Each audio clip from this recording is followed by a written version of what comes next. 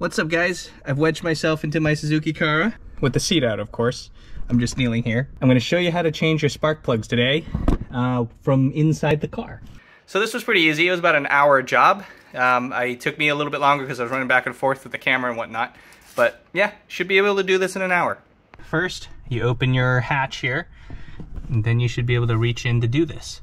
There's a cover right on top of the motor between the two valve covers. That's a like Twincam 12.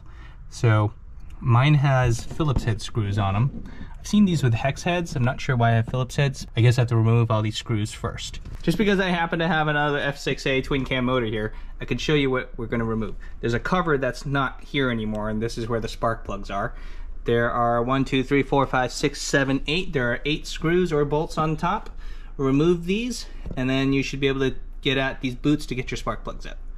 I kind of wish I could do it from this side, but it's quite difficult with the PCV thing and I don't know, all this other stuff in front of me. So the most viable way is to either drop the motor or do it from the inside.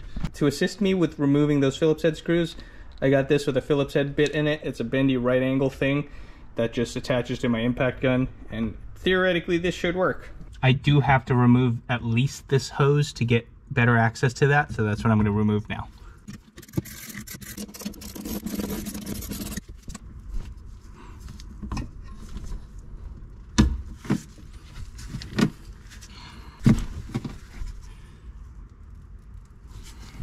All right, nice. It's actually not too oily in there.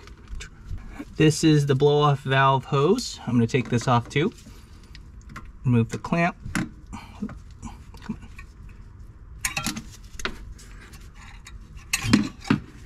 Come on. Kind of just push this aside, and I will remove the PCV hose right here that goes into the valve cover.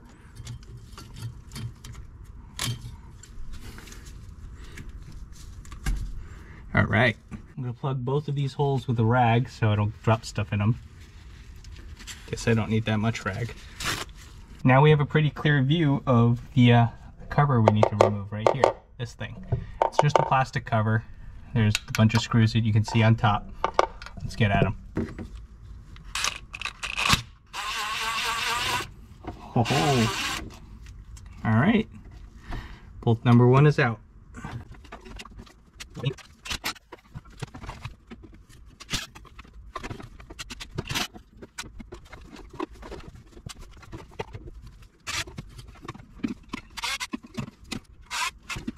This was rather painless. The 3 long bolts attached to the bracket that holds the blow-off valve. Take the whole bracket out so I don't lose it. Not like I'm gonna lose anything in here anyways. I'm also gonna replace these with like an Allen or maybe a Torx or something. That way I can just use a little L wrench or something, as I don't want to deal with these Phillips head crap when they get rusty or whatever. I mean, they don't really get rusty. These seem to be okay, but that's just me. I'm gonna replace them because I have the opportunity to. So the entire thing is an L shape. You lift it straight up and that cover will come off, and then you could take it out. You can see the blue distributor wires that are going in. The center part kind of clamps onto it. I'll lift this out.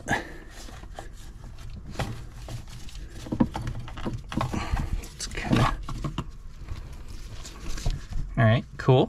I think somebody's taken mine out before. This is cracked a little bit, but it's no big deal. This thing slides into a slot down below. Okay. Now we know what this looks like. This actually looks fairly reasonable to access those spark plugs.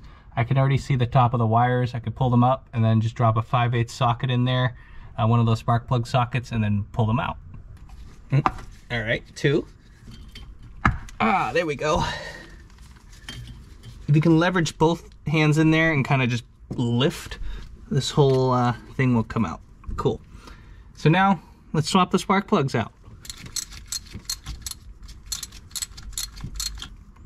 All right, got my spark plug out. It's an NGK, it's a number 7. It looks to be in very good shape. It's not fouled up. It's just got a little bit of a dusting on it. It's what do you call it? The porcelain is still white. Nice. This is what a new one looks like. It's a NGK number 8. It's the same thing, it's just 1 step colder. I'm planning on turning up the boost on this, so I'm going one step cooler to as specified to make this happen. I'm going to put it in like this. So I have something better to grip. Always start your spark plugs by hand, so you're not going to cross thread them and strip them. If it feels a little bit wrong, back it out. You don't want to strip this. It's not pleasant to tap this blind because you're not going to be able to see it, and it's in such a tight confine. It's just not good. I've had to tap a spark plug thread before. It was on my 2001 Ford Explorer Sport. It wasn't horrible, but it wasn't pleasant either. So just don't do it. I'm putting them back in one at a time just because I don't want to drop anything in the hole there. Any of this, there's a bunch of like dirt and gunk up here. It's probably not a big deal. Probably nothing will fall in there, but it's just how I do it. Let's do the next one.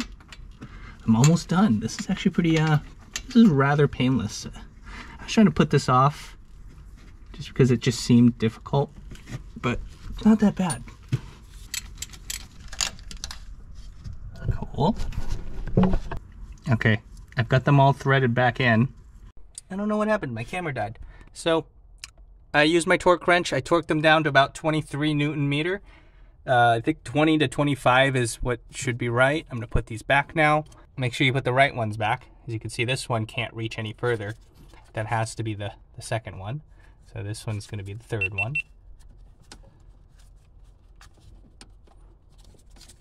And my camera turned back on. I don't know what's wrong with it. I'm going to put this down and just pop these back in. You don't need to see me do that. The moment of truth here. I put it all back together. I opted not to put my cover back on. So, since I plan on dropping this out soon anyways, this way I can test it and figure out if it works or not. So, fingers crossed. Here we go. Here we go. Oh! Oh!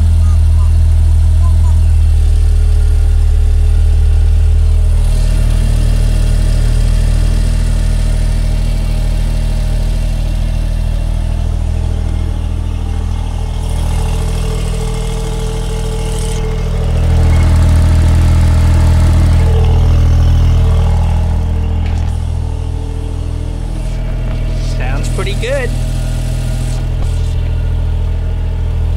Let's see if this thing works.